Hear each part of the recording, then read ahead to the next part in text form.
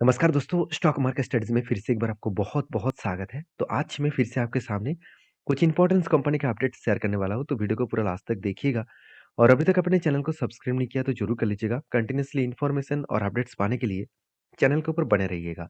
तो चलो देख लेते हैं कौन-सा कंपनी है इस वीडियो के अंदर। फर्स्ट जो कंपनी है उसका नाम है एसआरएफ। देखिए एसआरएफ के बारे में बात करूँ तो इंडिया के सबसे बड़ा केमिकल कंपनी है, अभी माना जाता है। ये एसआरएफ एक ऐसे कंपनी है जिसका हाई ग्रोथेबल होने का चांसेस है क्योंकि अभी ऑलमोस्ट ग्रोथ तो हो ही चुके हैं और भी हाई ग्रोथेबल होने का चांसेस है क्योंकि इस कंपनी के ऊपर अगर बीएससी के ऊपर सर्च करेंगे तो इस कंपनी जब से स्टार्ट हुआ तब से लेकर करीबन 6 लाख% से भी ज़्यादा रिटर्न दे चुके हैं और एनएससी में करीबन 1.5 लाख परसेंटेज के आसपास रिटर्न दे चुके हैं। तो एनएससी और बीएससी में इतना ज़्यादा रिटर्न कंपनी पहले ही दे चुके हैं। तो मुझे बहुत बार कमेंट्स कर रहा था कि कमेंट्स किया जा रहा है कि कंपनी फिर से क्या 6 लाख परसेंटेज रिटर्न दे सकते हैं सर? ऐसे देखिए होगा नहीं क्योंकि तब इसका प्राइस और तब इसका मार्केट कैप बहुत छोटा था।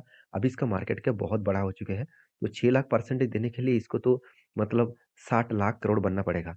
तो तो इसके हिसाब से बात करूँ तो कंपनी के ऊपर अभी एवरेजली आपको रिटर्न ज़रूर मिलेगा। जैसे आप देखेंगे तो कंपनी का एवरेज रिटर्न कितना 40 से 50% के आसपास रिटर्न दिया है। इससे बड़ी चीज़ और क्या हो सकते हैं? जो कंपनी आपको साल भर में 3 साल में 30%, 5 साल में 40%, 10 साल में करीबन 50% के आसपास रिटर्न दिया। उसके साथ-साथ कंपनी का sales growth, profit growth, return of equity सब कुछ आपको बेस्ट तरीके से देखने को मिले। उसी सिचुएशन के बेसिस में कंपनी के ऊपर ग्रोथ देखने को मिलेगा। तो कंपनीज़ के ऊपर एज़ ए इन्वेस्टर, प्रोमोटर से लेकर एफआईजीएस पब्लिक इसीलिए निवेश करके रखे हैं क्योंकि कंपनी के ऊपर आज केमिकल सेक्टर में डिमांड कम है, फिर भी सेक्टर में कंपनी के ऊपर उतना ज़्यादा खराब सिचुएशन नहीं है। अगर मैं क्वार्टरली रिजल्ट के बारे में बात करूँ, तो आप देखेंगे तो सेल्स आप कहेंगे सर सेल्स तो कम हुआ, 3,700 करोड़ से 3,100 करोड़ बन चुके हैं। हाँ, आपके पास सही है क्योंकि केमिकल्स का मार्केट में डिमांड कम हुआ। डिमांड कम होने के कारण कंपनी का सेल्स कम हुआ, एक्सपेंस कंपनी कंट्रोल में रखे, उसके बाद कंपनी का प्रॉफिट मार्जिन में देखिए उतना खराबी नहीं है। कैसे कि बहुत ज़्यादा सेल्स कम हो गया, बहुत ज़्यादा प्रॉफिट कम हो गया, ऐसे बिल्कुल नहीं है। प्रॉफिट कम हुआ, बस प्रॉफिट कम होने के कारण थोड़ा-सा प्रेशराइज़ अभी देखने को मिले। तो कंपनीज़ के ऊपर एज़ ए बैलेंस शीट आप देखेंगे तो कंपनी का रिज़र्व लगातार बढ़ता हुआ देखने को मिले और कंपनी बोरिंग्स भी लिया। तो कर्ज़ा जो लिया गया, किस बेसिस में लिया गया वो देखना बहुत ज़रूरी है। अगर कर्ज़ा आपको पता नहीं कि किस बेसिस में लिया जा रहा है, तो कंपनी के ऊपर थोड़ा-सा खतरा बन सकता है। तो लॉन्ग टर्म बोरिंग्स के ऊपर कंपनी का जितना कर्ज़ा है, शॉर्ट टर्म्स के लिए भी उतना ही कर्ज़ा है। तो इसका मतलब लॉन्ग एंड शॉर्ट दोनों में ही अच्छा खासा यहाँ पे कर्ज़ा उठाया गया। तो एक अच्छी बात है, कंपनीज़ के ऊपर एक अच्छा खासा कर्ज़ा यहाँ पे उठता हुआ देखने को मिले और यहाँ पे एज़ ए इन्वेस्टर, प्रोमोटर से लेकर एफएसडीएस पब्लिक हर किसी के पास इन्वेस्टमेंट आपको दिख जाएगा। तो एसआरएफ के ऊपर एक ही बात कहूँगा कि कंपनीज़ के ऊपर जो रेंज ट्रेड हुआ, रेंज के ऊपर बहुत बार ट्रेड बना और मैं बार-बार ट्रेड इसके ऊपर लिया और मुझे अच्छा खासा प्रॉफिट भी मिला। देखिए फाइनली यहाँ पे और एक बार रेंज ट्रेड हुआ था, यहाँ पे एंट्री बना था, उसके बाद थोड़ा-सा ऊपर गए और यहाँ से रिवर्सल किया और यहाँ पे से रिवर्सल क्यों किया था, वो भी मैं आपके साथ डिस्कशन किया था कि प्रीवियस जो एक स्ट्रांगली रेजिस्टेंस था, 1 बार, 2 बार, 3 बार नहीं, 4-4 बार इस रेजिस्टेंस को फेस किया और जब तक इस रेजिस्टेंस को तोड़ नहीं पाएँगे, तब तक टारगेट अचीव नहीं होगा। तो फाइनली यहाँ पे तोड़ा और फाइनली यहाँ पे टारगेट को अचीव भी किया। तो जो एंट्री लेवल था, उस लेवल से टारगेट तक देखूँ तो ऑलमोस्ट 134 डेज़ में तो 5 मंथ्स आप बोल सकते हैं। तो 5 मंथ्स के अंदर-अंदर कंपनी करीबन 18 से 19% के आसपास रिटर्न दिया। तो 5 मंथ में 19% का रिटर्न कोई कम नहीं है। अच्छी बात है, कंपनी में अच्छा खासा यहाँ पे रिटर्न जो मिला। तो इस कंपनी के ऊपर आपका क्या डिसीज़न है ज़रूर कमेंट्स करके बताना। तो फिलहाल के लिए मैं कोई भी डिसीज़न नहीं लूँगा क्योंकि फिलहाल के लिए कोई टेक्निकली चार्ट पैटर्न मुझे कुछ नया तरीके से एंट्री लेवल्स नहीं मिला है। तो नेक्स्ट जो कंपनी है उसका नाम है एल्टी-माइंटी। देखिए मैं आपको बार-बार बोलता रहता हूँ कि पेशेंस का कितना बड़ा गेम है और मार्केट पेशेंस के साथ ही बने रहे प्लेयर को ही हमेशा पैसा रिटर्न के मामले में देते रहते हैं। वो है एल्टी-माइंटी। एल्टी-माइंटी के ऊपर अगर आप ध्यान से इस चीज़ को देखेंगे तो एल्टी-माइंटी के ऊपर जो टेक्निकली चार्ट पैटर्न्स बना है, वो कुछ इस तरीके से बना, कफ विथ हैंडल पैटर्न्स बना, 2 बार 3 बार यहाँ पे हैंडल पैटर्न्स क्रिएट किया। तो बार-बार अगर कोई भी हैंडल पैटर्न्स क्रिएट हो, तो एक हायर पॉसिबिलिटी है जब भी ब्रेक करेगा एक बड़ा धमाका होगा। क्यों?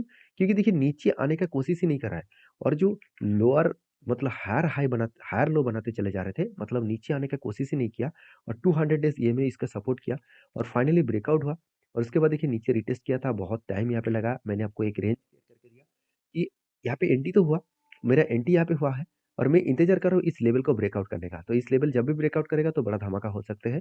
तो ऑलमोस्ट टारगेट के नज़दीक है। तो यहाँ तक टारगेट है और टारगेट यहाँ तक होने के 2 कारण हैं। पहली बात पैटर्न्स तो बना, दूसरी बात प्रीवियस जो स्विंग हाई है, उसी स्विंग हाई के नीचे यहाँ पे एंट्री बना है।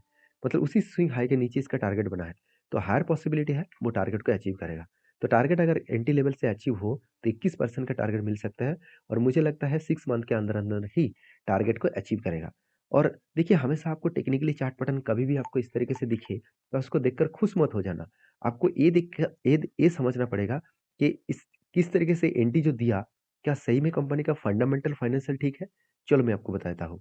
कंपनी का फाइनेंशियल डिटेल्स के बारे में बात करूँ तो कंपनी का मार्केट कैप 1,80,000 करोड़ के आसपास है। कंपनी का डेब्ट एकदम ना के बराबर है। आरओसी आरओई बेस्ड है। थोड़ा-सा पी रेशियो थोड़ा-सा हाइक है और कंपनी का इनकम बहुत ज़बरदस्त है। प्रोमोटर के पास होल्डिंग्स भी ज़बरदस्त है। मुझे 2 पॉइंट सबसे बेस्ट लगा, वो है इंटरेस्ट कवरेज भी अच्छा है, रिटर्न ऑन एसेट भी अच्छा है, आरओसी भी अच्छे हैं और क्विक रेशियो जो 2% के ऊपर होना चाहिए था, यहाँ पे 3% के ऊपर है। तो ये भी बेस्ट है। तो सब कुछ पॉइंट अगर बेस्ट है और उसके साथ-साथ कंपनी का क्वार्टरली रिजल्ट भी अच्छा खासा आपको प्रॉफिट ग्रोथ देखने को मिले, करीबन 1100 करोड़ से अभी भी 1100 करोड़ प्रॉफिट कंटिन्यूअसली एक ही रेंज के हिसाब से धीरे-धीरे करके आगे बढ़ रहा है, तो उस कंपनी में कुछ ना कुछ तो बड़ा होगा, कुछ ना कुछ तो ग्रोथ दिखेगा। तो फाइनली इसी तरीके से ग्रोथ आपको देखने को मिले। तो इसीलिए मैंने टेल लिया क्योंकि इन्वेस्टर भी इस कंपनी के ऊपर टेल लिया है, क्योंकि इन्वेस्टर भी इस कंपनी के ऊपर अच्छा खासा होल्डिंग को इंक्रीज़ किया। जैसे डीएस के पास 4% के आसपास होल्डिंग था, वो बढ़ के हो चुके 12% के आसपास। तो इस कंपनी के ऊपर आपके क्या डिसीज़न है, आपके क्या राय है ज़रूर कमेंट्स करना क्योंकि लास्ट कुछ फ्यू डेज़ में कंपनी के ऊपर एक हाई वॉल्यूम देखने को मिला था। तो नेक्स्ट जो कंपनी है उसका नाम है एलआईसी। देखिए एलआईसी के ऊपर एक बहुत बड़ा अपडेट है। आप देखेंगे तो एलआईसी मतलब notified a hike in the gratuities limited to 5 lakh from the 3 lakh मतलब ग्रेच्युइटी जो था वो 3 लाख से 5 लाख तक बढ़ चुके हैं। तो एक जो एजेंट है फॉर जो इतने सारे एजेंट्स हैं उसके लिए कंपनी ने क्या किया उसका जो ग्रेच्युइटी है उसको बढ़ा दिया। तो यहाँ पे हो गया क्या जो एजेंट आज जिस तरीके से तेजी से काम कर रहा था इसके ऊपर उससे भी ज़्यादा तेज़ी से काम करेंगे क्योंकि एलआईसी के ऊपर बहुत ज़्यादा लोगों का मतलब बहुत ज़्यादा एजेंट है, वो एजेंट अच्छा खासा इंश्योरेंस वो बेच चुके हैं, तो उसका डायरेक्टली कमीशन तो मिलेगा ही। तो अभी जो ग्रेच्युइटी है उसको भी बढ़ा दिया गया है कंपनी ने, 3 लाख से कंपनी बढ़ा के कर चुके हैं 5 लाख, तो यहाँ पे भी एक अच्छा ग्रोथ मिलेगा। तो हाई ग्रोथेबल होने का चांसेस और भी ज़्यादा है, क्योंकि एलआईसी के ऊपर अपकमिंग टाइम्स में अच्छा खासा ग्रोथ आने का चांसेस है क्योंकि गवर्नमेंट ये भी कहा कि पीएसयू जितने सारे कंपनीज़ है उस कंपनी को बहुत तेज़ी से वो आगे लेके जाएँगे। क्योंकि देखिए मैं एक चीज़ जब जब मैं हर कंट्रीज़ के डेटा पढ़ता रहता हूँ, तो सिंगापुर का जब मैंने हिस्ट्री पढ़ा, तो सिंगापुर का हिस्ट्री यही बता रहा है कि सिंगापुर आज एक वर्ल्ड के एक टॉपेस्ट इकोनॉमिकली कंपनी है और आप सभी जानते हैं सिंगापुर में आज जिस तरीके से हालत है, वो पहले इतना नहीं था। कंपनी मतलब कंट्रीज़ एकदम बर्बाद हो गए थे। उस बर्बादी से एक गवर्नमेंट ने सारे सारे चेंजिंग कर दिया, सारे हालत ही पलट पलट कर रख दिया और ये चेंजिंग इसीलिए हुआ क्योंकि गवर्नमेंट ने गवर्नमेंट कंपनी को पुश किया, पीएसयू कंपनी को पुश किया और उसके बाद ही आज सिंगापुर इतना बड़ा बना। तो इंडिया को भी उसी तरीके से सोचना चाहिए। गवर्नमेंट कंपनी को अगर पुश नहीं करेंगे तो उससे जो प्राइवेट कंपनी है वो बाकी सारे कस्टमर को खा जाएँगे और सारे कस्टमर से अ, उल्टा-सीधा काम कराएगा, ज़्यादा प्राइस बढ़ाएँगे, तो कस्टमर भी हैरेसमेंट होगा और उसमें इकोनॉमिकली जो ग्रोथ है, वो भी कम हो जाएगा। तो गवर्नमेंट कंपनी के ऊपर फोकस होना चाहिए मेरे हिसाब से। तो बाकी आपके क्या डिसीज़न है ज़रूर कमेंट्स करना। तो एलआईसी जो एक बार मैं लिख लेता हूँ एलआईसी लाइफ इंश्योरेंस कॉर्पोरेशन। इसके बारे में एक ही बात कहूँगा कि कंपनी का परफॉर्मेंस आपको अच्छा दिखेगा। पी रेशियो एकदम सस्ते में है, आरओसी, आरओई दोनों बेस्ट है, इनकम ज़बरदस्त है, कर्ज़ा ज़ीरो है और प्रोमोटर के पास होल्डिंग्स भी अच्छा खासा देखने को मिले। और यही चीज़ अगर आपको मैं बैलेंस शीट के हिसाब से दिखा दूँ, तो बैलेंस शीट लगातार रिज़र्व 500 करोड़ से बढ़ के हो चुके हैं 55,000 करोड़ के आसपास। तो 10 टाइम्स नहीं, उससे भी ज़्यादा यहाँ पे ग्रोथ देखने को मिला। तो कंपनी के ऊपर जो फिक्स्ड एसेट है, वो भी लगातार बढ़ता हुआ देखने को मिले और इसीलिए शायद इन्वेस्टर भी इस कंपनी के ऊपर धीरे-धीरे करके होल्डिंग्स को इंक्रीज़ कर रहा है। देखिए, एफआईएस और डीएस के पास होल्डिंग इसीलिए नहीं है क्योंकि प्रोमोटर के पास 96% होल्डिंग्स है। 96% का मतलब है 21% ज़्यादा होल्डिंग्स प्रोमोटर लेके रखा है। 21% का मतलब क्या है?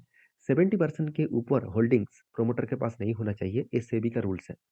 और कंपनी ने क्या किया? 96% होल्डिंग रख के रखा है।